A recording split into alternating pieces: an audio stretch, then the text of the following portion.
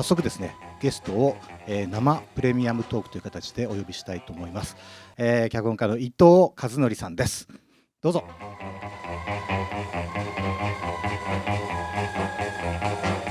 まず一言ご挨拶お願いします。遅くまでありがとうございます。脚本家の伊藤です。今日は30分間話させていただきます。よろしくお願いします。どうぞお座りください。これ突っ込まなきゃいけないですよね。これはピグモンではなくてガラモンですね。ガラモンです。はい、はい、今日のために昨日買ってきました。色味的にやっぱピグモンじゃないですよ、これはね。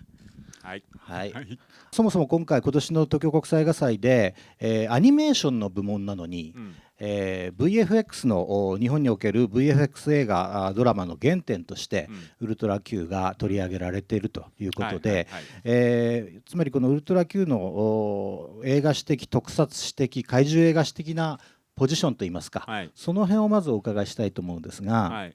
ウルトラ Q って何年でしたっけ？66年ですね。66年ってことはガメラの翌年ぐらいですか？そうですね。大映の最初のガメラが65年ですね。で大映もガメラを作り出して、で怪獣ものはいけるんじゃないかっていう感触があっての初のテレビシリーズっていうことだと思うんですけども、やっぱりその毎週週替わりで怪獣が見れるっていうのはすごく大きいと思うんです。だから十分にもう温まってきているところで一気にウルトラ Q で火が広まったというか、ブームが広まったっていう気はしてます。今日はガラモンの回でしたが、28話の8本の中で怪獣ものとしてベストというのは、ケムール人かな。ケムール人ですか？あれは一応怪獣もののくくり。この間ね、怪獣の定義は何ですかっていう質問をつい最近されたんですよ。でその時はそんなものはないって答えたんだけどもそれじゃあんまりぶっきらぼうなんで、ちょっとここでってその人いないけど補足させてもらうと、例えばバランとジャミラを一括りにできるような定義ってないと思うんですよ。なるほど。だからそういう意味で言うと、あなたが怪獣と思うものが怪獣なんですってしか言いようがない。かなりそれは広い価値観になりますね。だからケムール人を怪獣と思えばそれはそれで怪獣でいいし、今日 4K の上映見てて思ったのは、よくこんだけの話をこの尺に収めてるなっていう、それはねある意味乱暴な部分も結構あるんですけども、そういうところもひっくるめての魅力がウルトラ Q のような気がしました。ガラ玉という最初の前編にあたるエピソードがあるからっていうのも言えるんですかね？いやどうだろう。それはあんま関係ないような気がしますね。冒頭いきなり宇宙のシーンでナレーションで大量にやってくるっていうのがもうなんか前提になってますよね、ガラ玉を見てることがね。でそもそも金庫の中に入ってるのがガラ玉の時のあれですよね。だからそういうことで、そういう意味では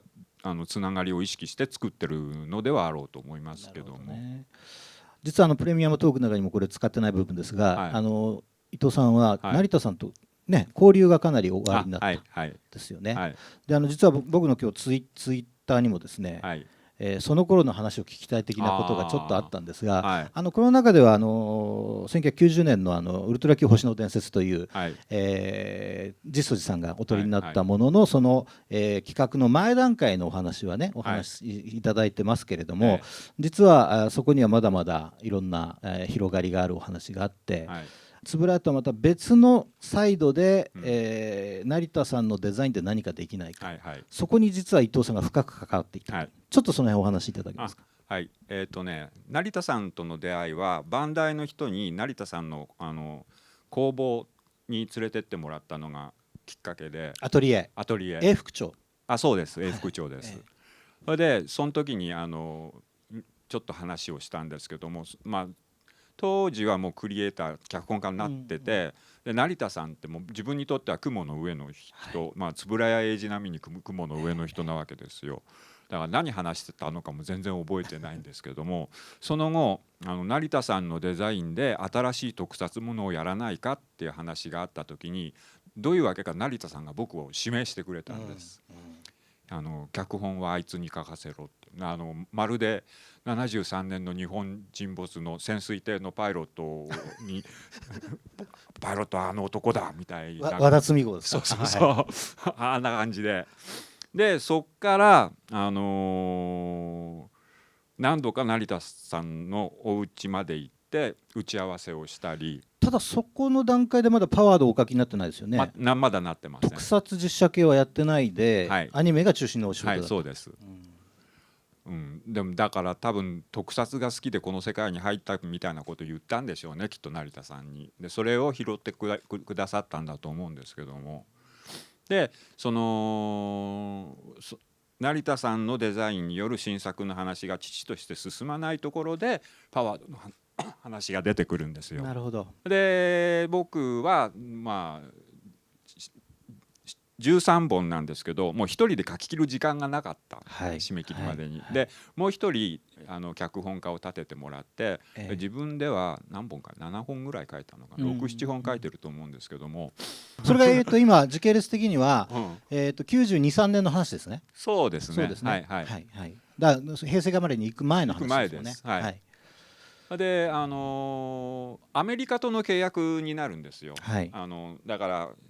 シナリオの納品先が一応アメリカのその現場スタジオになるんです。で契約社会じゃないですか、いついつまでに上がらないと、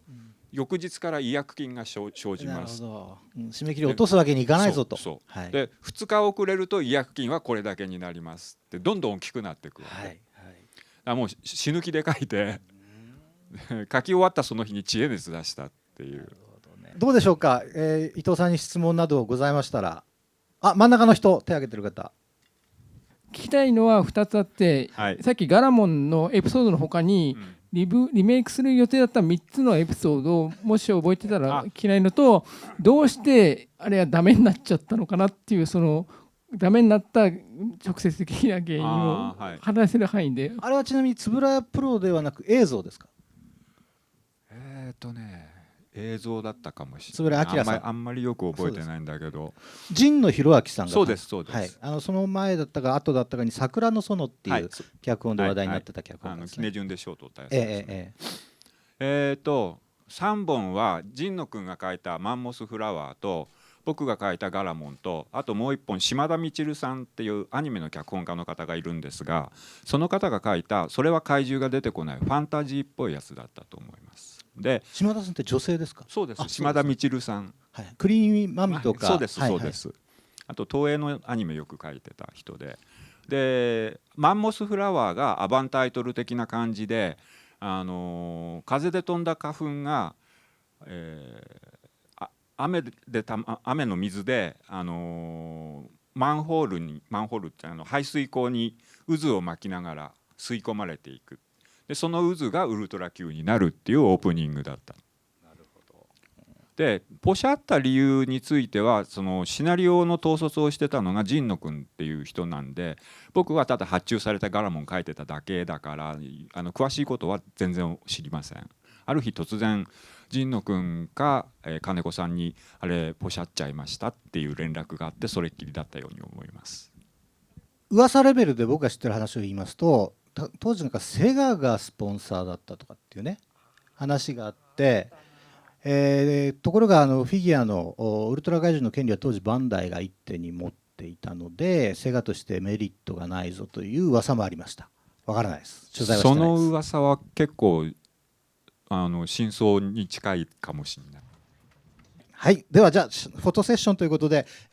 スマホ持っている方皆さん、一般の方もお取りになれます。どうぞ。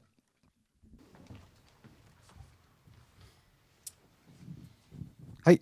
それでは最後にじゃあ伊藤さん、もう一言だけご挨拶お願いします。はい。